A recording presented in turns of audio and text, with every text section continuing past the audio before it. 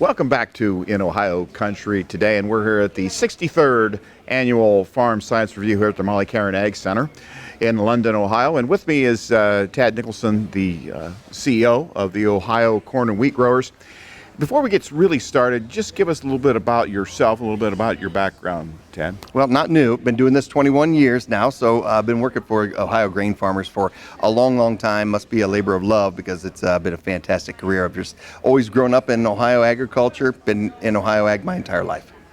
Well, you know, there's always a lot going on here in Ohio ag and Ohio agriculture, a lot going on. What are some of the, as a farmer and a corn grower, if you're going to recruit me to join, what would you say that some of the things that you guys are doing now would make it worth my while? Well, one of the things that you have to realize when you're in association is where the farm economy is. And right now, it's difficult to be a grain farmer. I mean, commodity prices are low, input prices are high, and we recognize that. So everything we're doing is about building demand. We have 2 billion bushels of leftover corn. Doesn't have a home, and we need to find a home for it, and that's the type of policy we want to advocate for. So we talk about ethanol a lot, we talk about exports a lot, we talk about livestock a lot. We have those three things, we can get rid of that pile of corn and bring profitability back to grain farming. You mentioned about inputs being high. We always fill our 28 tanks like this time of the year, and they were giving me a price on the 28, and I'm like, that's just not even sustainable. Yeah, a lot of people are saying that. And so fertilizer prices, especially being such a large portion of the cost of production of corn, it's out of whack right now. And there's nothing makes sense. And a lot of people are doing the same thing you did of saying, not gonna pay that. So right. Hold off.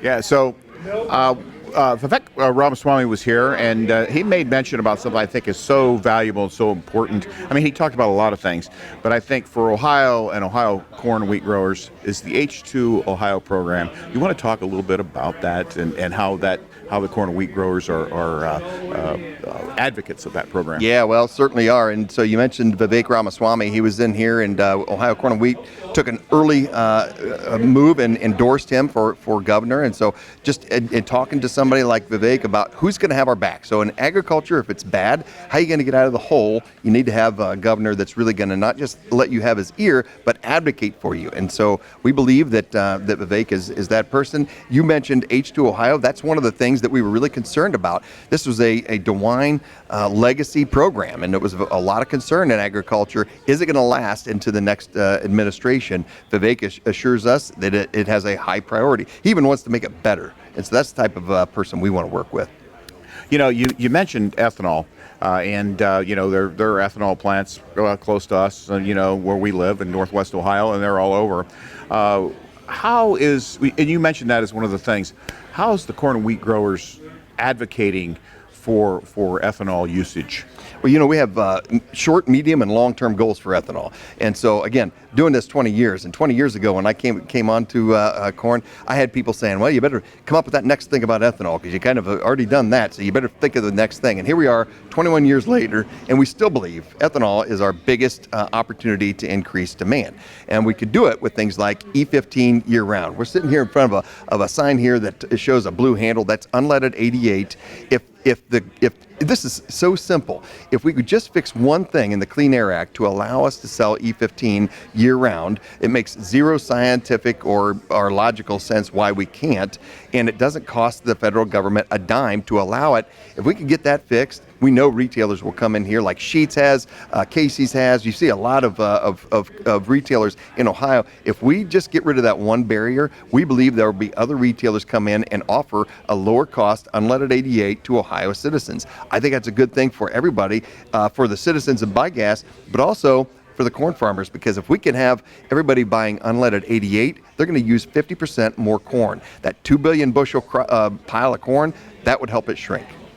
And along the ethanol and some of the byproducts from ethanol, you did mention livestock. That was a conversation that was brought up as well. Can you talk a little bit about how corn and wheat growers kind of helps advocate the usage of DDGs and things for livestock producers? Yeah, certainly. I mean, DDGs have been around here. I think a lot of domestic livestock production really knows how to use DDGs and how to incorporate that as a low-cost protein source into a livestock feed. What we're doing now is teaching the rest of the world that same thing, and being able to go all over the world and have the livestock industry outside the United States utilize DDGs as part of their rations as well. You know, there's always the next thing on the horizon. Can you share maybe a little bit of what you see as the next thing on the horizon for corn and wheat growers and commodity groups and Ohio agriculture? Well, so the next thing on the horizon. I mean, obviously we got to get trade figured out, because we had the Trump administration made some bold moves.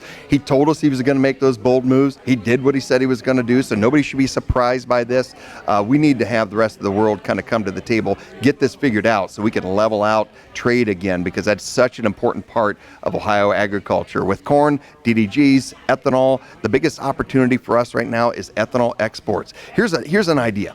If a country is getting pointed to as having a trade deficit with the United States, and they need to close that trade deficit, easiest thing they could do is buy our ethanol. It closes the trade deficit and gives their citizens lower priced fuel. Now, don't you think that makes good sense? I think the entire world, if they're watching, this could solve a lot of problems if we could just say, time to close the deficit by importing U.S. corn ethanol.